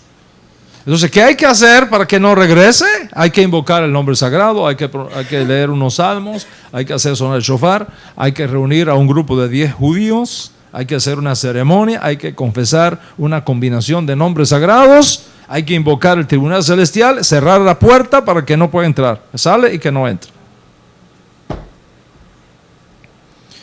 De no funcionar nada de eso, entonces hay que hacer unas combinaciones del nombre sagrado, etcétera, hasta que se logre echar fuera. Pero eso tiene que hacerse en presencia de un minyan judío. Entonces, para proteger al cuerpo de esa persona, hay que tener un lugar donde enviar el alma de ese espíritu sucio para que no vaya a hacer cosas que cuando salga se le pegue a alguien que está ahí presente. Eso es un problema que ustedes ven. Lo segundo es el problema ético que tiene la doctrina. En mi opinión, las debilidades éticas que tiene la doctrina de la reencarnación son las más peligrosas. Y aquí está. ¿Cómo vamos a ayudar a una persona enferma que sufre? a sanarse, si tal sufrimiento es parte del proceso de purificación de sus pecados. En otras palabras, si usted, una hermana que es diagnosticada con fibromialgia, dolores musculares, atrofia muscular, unos dolores que a veces no se puede mover, nosotros sabemos cómo la medicina natural puede ayudar a sanar eso. Pero entonces, si yo creo en la reencarnación, yo no me atrevo a decirle cuál es el secreto, porque si le doy eso y se sana, ¿cómo va a purificarse? Es mejor que siga sufriendo para que siga pagando la sinvergüencería que hizo en una vida pasada. ¿Tú te imaginas la posición ética en que eso me coloca? Entonces, ¿cómo vamos a ayudar a un pobre a salir de su pobreza si esa es la manera como está expiando sus pecados? No, hay que dejarlo que sea más pobre todavía, para que expíe más rápido. ¿Tú te imaginas el problema que esto tiene? O sea, cuando tú miras la escritura hebrea, no el Zohar, cuando tú miras la escritura hebrea que fue inspirada por Ruach HaKodesh, te das cuenta que ella no apoya estas cosas. Lo que la escritura revela es la expiación por medio de un sistema establecido por Hashem en la Torah y a través de su siervo justo que nos lleva a la resurrección de los muertos. Estas dos cosas, la expiación y la resurrección, son los dos recursos divinamente establecidos para que el hombre, mientras vive aquí ahora, responda a Hashem con gratitud, con arrepentimiento y con humildad. Porque sin arrepentimiento, sin teshuvah, no hay remisión de pecados. Y es la resurrección lo que finalmente va a dar vida eterna a los que han hecho el bien y heredado la inmortalidad.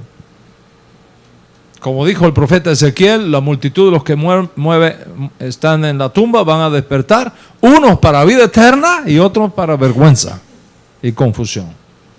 O como dice el salmista, no confíen en príncipes, no confíen en Ben Adam, en ningún hombre, porque no hay en él salvación. Una vez que sale su aliento, vuelve a la tierra y en ese mismo día perecen todos sus planes. En ese día perecen todos sus planes. Por eso es que dice Rav Shaul, si Yeshua no resucitó, todos nosotros estamos haciendo un teatro aquí. Estamos perdiendo el tiempo aquí. ¿Por qué? Porque una vez que Yeshua muere, todo lo que él soñaba, todo lo que él quería, toda su idea del reino de Dios, todo eso se acabó. Todos sus planes se vinieron abajo con su muerte. La resurrección de Yeshua fue lo que no solo lo levantó a él, levantó también su plan de gobierno. Y por lo tanto, la propuesta del reino que nos viene por Yeshua es segura. Y es confiable. ¿Ok?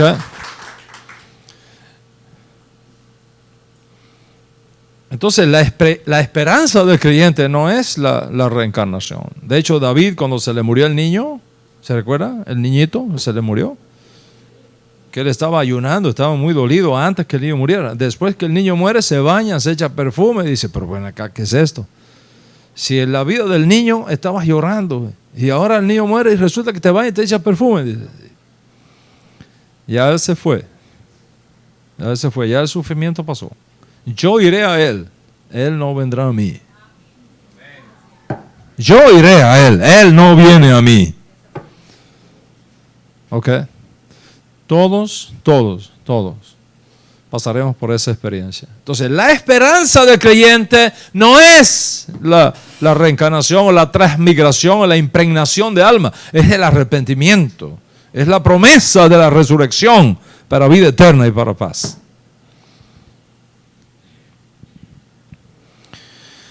Ahora,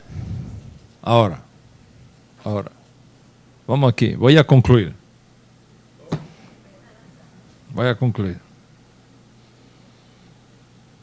Lo que la Biblia sí enseña,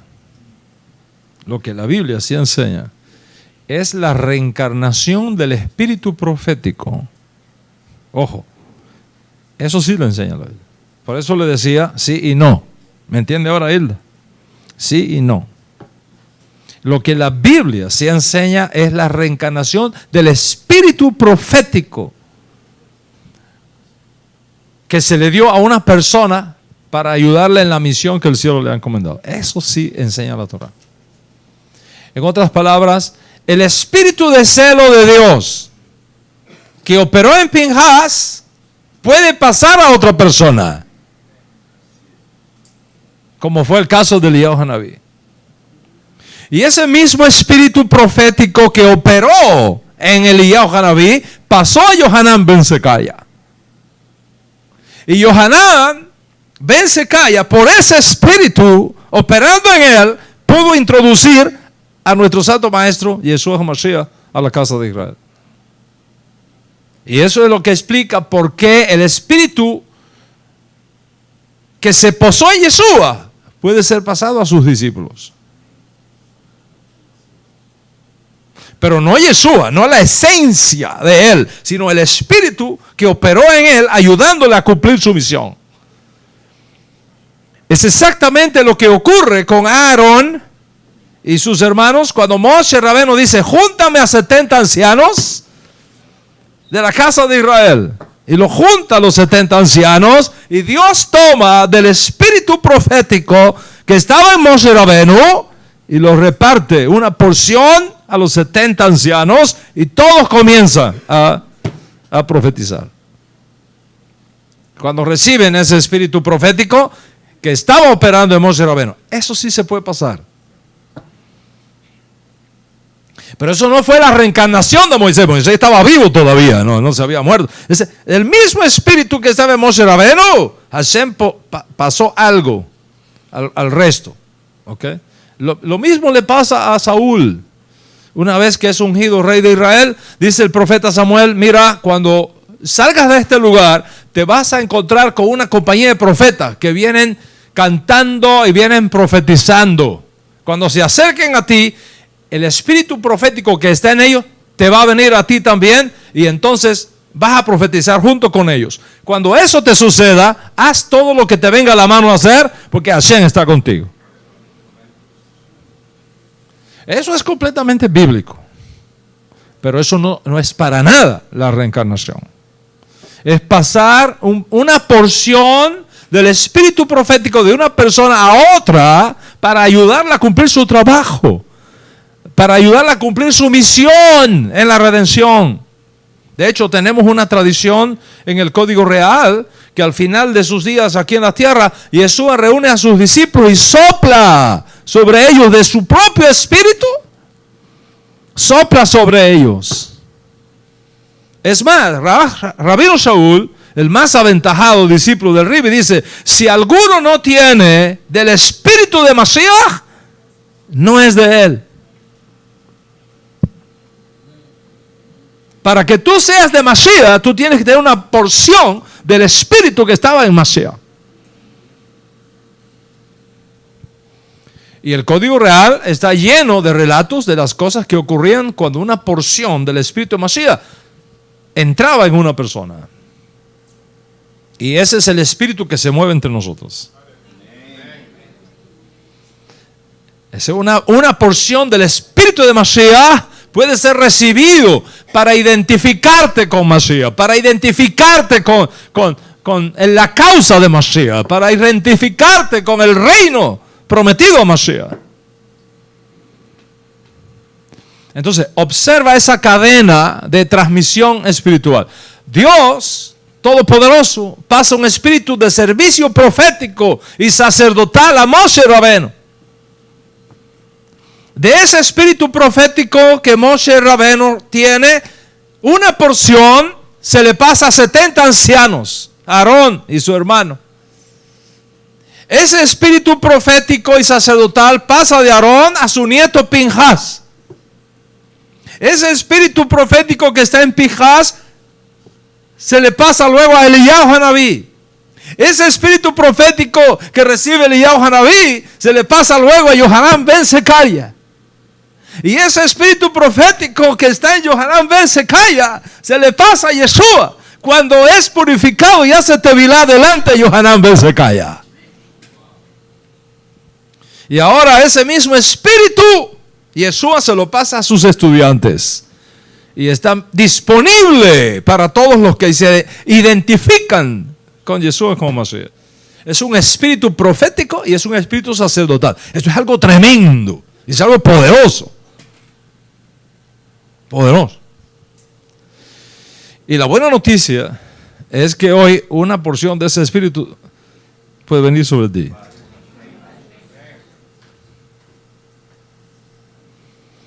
Y puede venir sobre ti y sanarte. Sanar tu alma. Y puede venir sobre ti y separar de ti cualquier reduzco que quede de cualquier espíritu de alguien con el cual tú tuviste relación.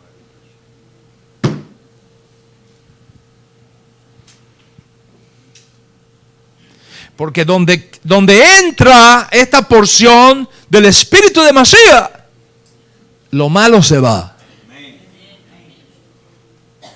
Y no puedes resistir la presencia del espíritu de Mashiach. No la puedes resistir. Y entonces cuando tú experimentas eso, eres cambiado en otra persona. Recibes una nueva habilidad. Recibes una nueva fuerza. Recibes una nueva percepción espiritual. Una nueva capacidad de servicio a Hashem que tú no tenías idea. Y quiero confesarte algo. Yo he recibido autoridad de parte de Hashem para pasar ese espíritu profético y sacerdotal que viene rodando de Moshe, de los ancianos, de Yeshua, de los profetas, por la vía de Aarón, por la vía de Pinjas, por la vía de Eliyahu Hanabí, de Yohanan ben Zakaya y de Yeshua Mashiach, a todos los que se identifican con Yeshua como Mashiach y están dispuestos a unir sus almas al alma de nuestro Santo Maestro y trabajar con Él en la redención final del mundo.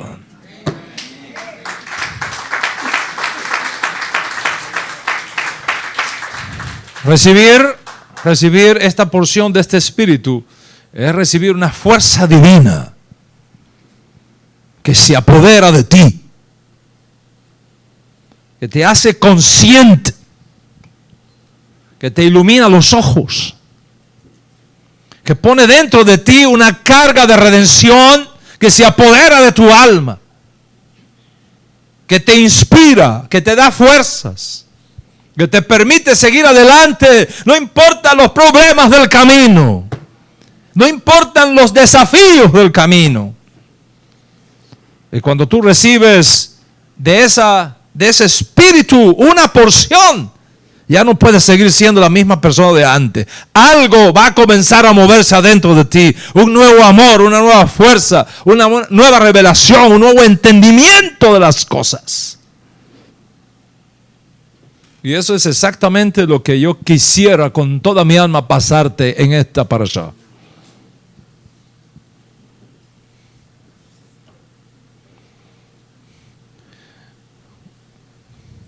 Y es por eso que cuando hoy vengas con tu donativo, cuando vengas hoy con tu presente al Eterno, como está escrito en su Torah, ninguno venga a mí con sus manos vacías.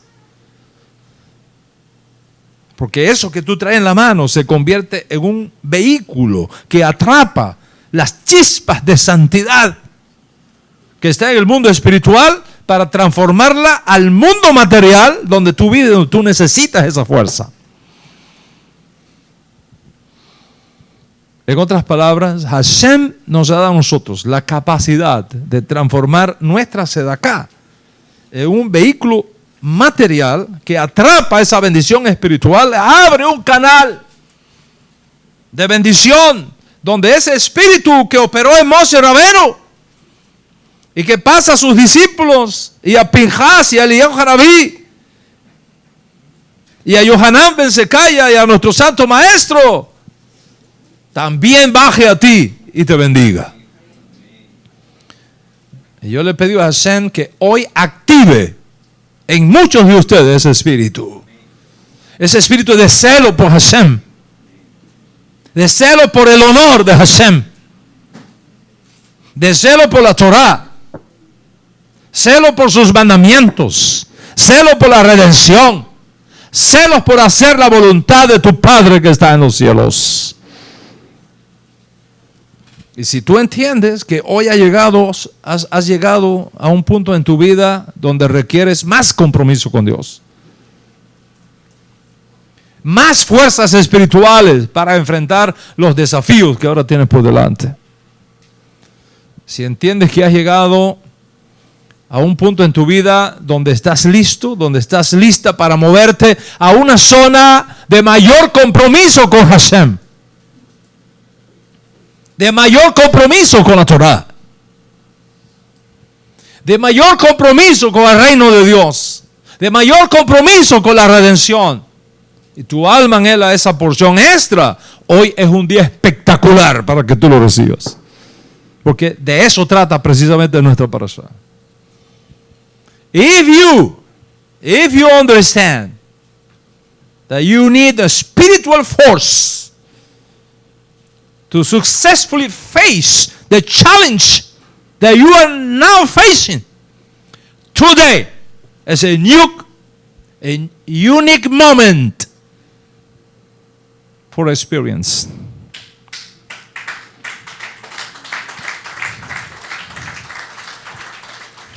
And I want to pass a portion of the same Spirit to your spirit. I have permission from heaven to spend today a portion of this prophetic spirit that was in Moshe, and to pass to the 70 elders, to pass it to Joshua, to pass it to Pinchas, Eliyahu Hanabi, the prophet, Yochanan Besekiah HaKohen, Yeshua HaMashiach.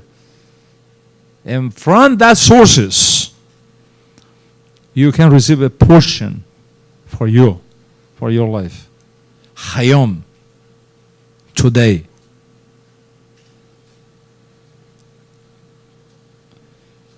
Y quiero pasarte una porción de ese mismo espíritu a tu espíritu. Y tengo el permiso del cielo para hacerlo hoy. Pasarte una porción de ese espíritu profético que estuvo en Moshe Rabbeinu, según he explicado. Hayom, Ashaf, ahora mismo, today. My friends, it's impossible to continue playing religion.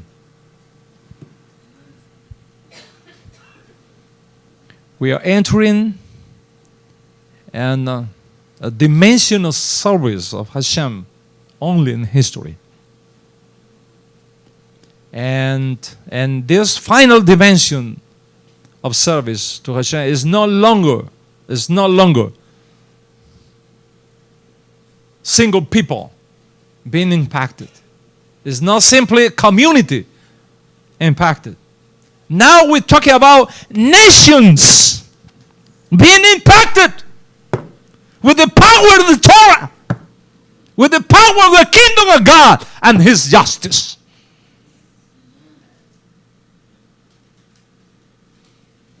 Es imposible que sigamos jugando a religión.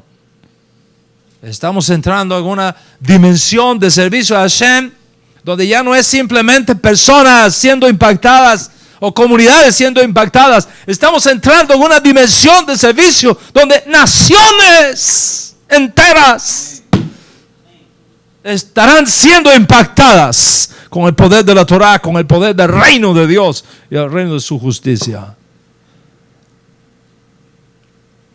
¿Y cómo se expresa eso en la práctica? Tenemos aquí en nuestro país comunidades que son mega churches. Yo conozco muchas ahí en Miami. Mega churches con tremendo impacto en las comunidades de creyentes. Pero el brujo, el alcalde de la ciudad donde están esas mega churches, es un brujo.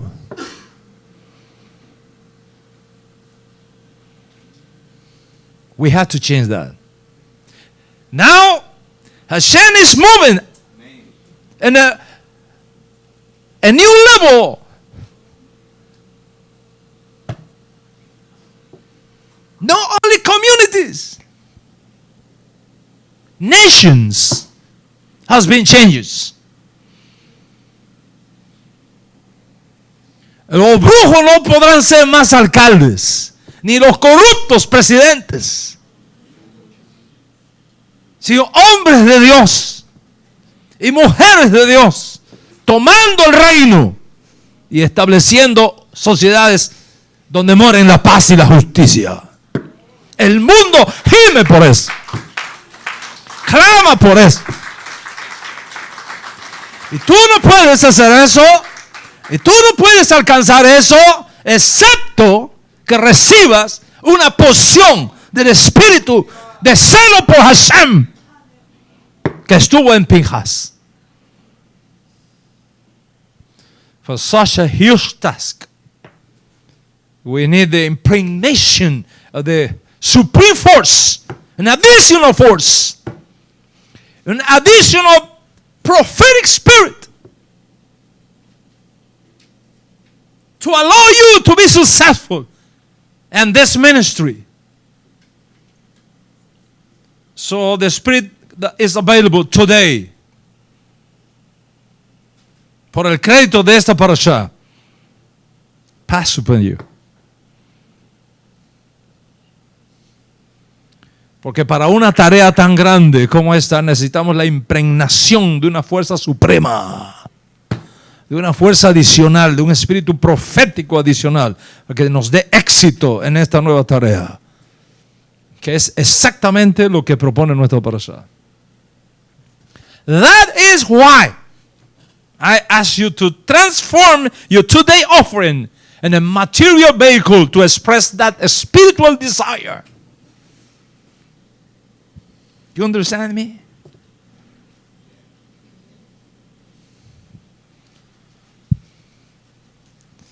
Y es por eso que te estoy pidiendo que conviertas tu ofrenda de hoy en ese vehículo material, que exprese ese deseo espiritual y que tú puedas atraer sobre ti esa porción de espíritu que viene de Moshe Rabenu, de Pinhas, de Eliyahu Hanaví, de Yohanan Ben Zakaya, de nuestro Santo Maestro Yeshua Mashiach, y que está operando en mí. Porque ese es el único espíritu, te confieso, que me da la fuerza para hacer lo que estoy haciendo y enfrentar las dificultades del camino con la misma pasión y con la misma energía del celo por Dios que estaba en Pinhas.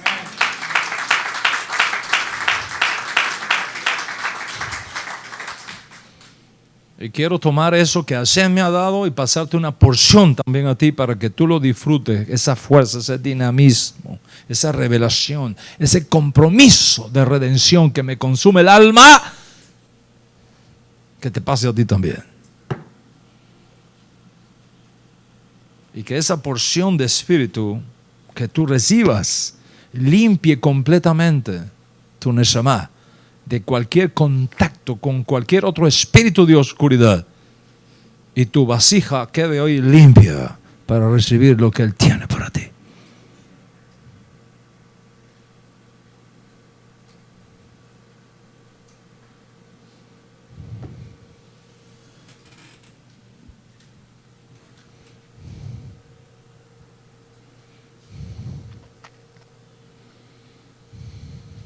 Bueno, no importa todos los buenos deseos que yo tenga para ti.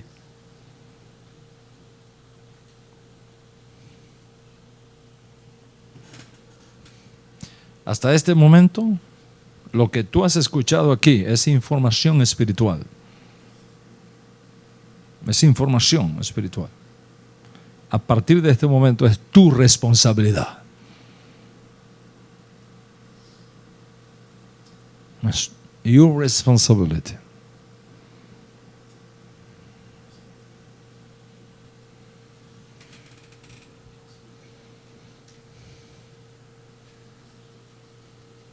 Echad Eloheinu Kadosh Adonenu Kadosh Shemu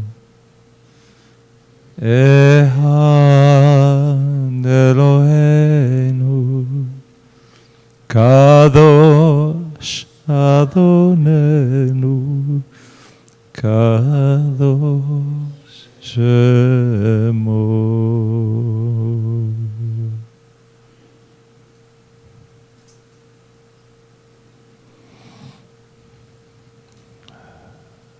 Are you ready? Tú allá en tu casa, en la sala de tu casa donde me estás viendo. Are you ready? No, Hashem no es solo Hashem de cerca, es también de lejos. You can receive the same portion. Tú puedes recibir la misma porción que ellos están recibiendo aquí ya, porque ya algunos de ustedes lo están recibiendo.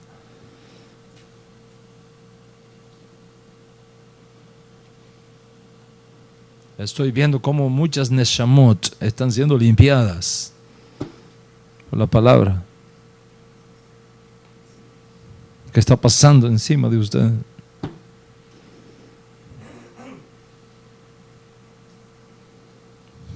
¿Y con qué compararé esa palabra?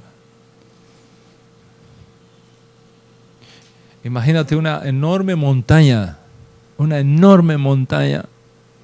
de cenizas. Huge, bien grande. Y hay partículas ahí de acero, de hierro. Y la Torah es como un gigantesco imán que entra allá adentro. Y pasa. ¿Qué va a suceder con todos esos pedazos de hierro que hay adentro de esa montaña de ceniza? Se van a mover. Y van a buscar pegarse por esa fuerza. Esa es la fuerza que tú estás esperando. Va a cambiar tu vida. Esa es la fuerza extra que tú necesitas. To change your life. Para colocarte en una nueva posición de servicio a Hashem. Y para formar parte de lo que Él quiere hacer en este tiempo. Tú estás llamado a eso. Cualquiera sea tu donación, cualquiera sea tu ofrenda que vas a enviar, whatever it is, no lo hagas ritual. Míralo como un vehículo que va a abrir los portones celestiales para que esta bendición descienda sobre ti y sobre tu casa. Y mi berajá sobre ti hoy es que este sea un momento de misericordia para ti. Que sea un momento de paz para ti. Que sea un momento de sanidad para ti. De tu alma y de tu cuerpo, de tu mente, de tu espíritu. Un momento de sanidad para ti. Un momento de esperanza. Que Hashem pase por tu casa. Sane tu familia, sane tus hijos, sane tus finanzas, sane tus relaciones, sane tu futuro. E impregne en ti ese espíritu de celo por Hashem, de celo por la Torah, de celo por los mandamientos de los cuales tú eres responsable para hacer el trabajo inconcluso de la redención final. Y si ese es el portón que tú quieres abrir hoy para ti, te voy a pedir que lo expreses pasando aquí al frente, colocando tu donativo, cualquiera que sea, que tú lo conviertas en ese instrumento, en ese vehículo, para bien y para paz. O sea, por favor, vaya pasando, diciendo: Hashem, quiero abrir los portones del cielo. Quiero abrirlo, los portones del cielo. Y a ustedes allá, los bendigo a todos con un gran Shabbat Shalom.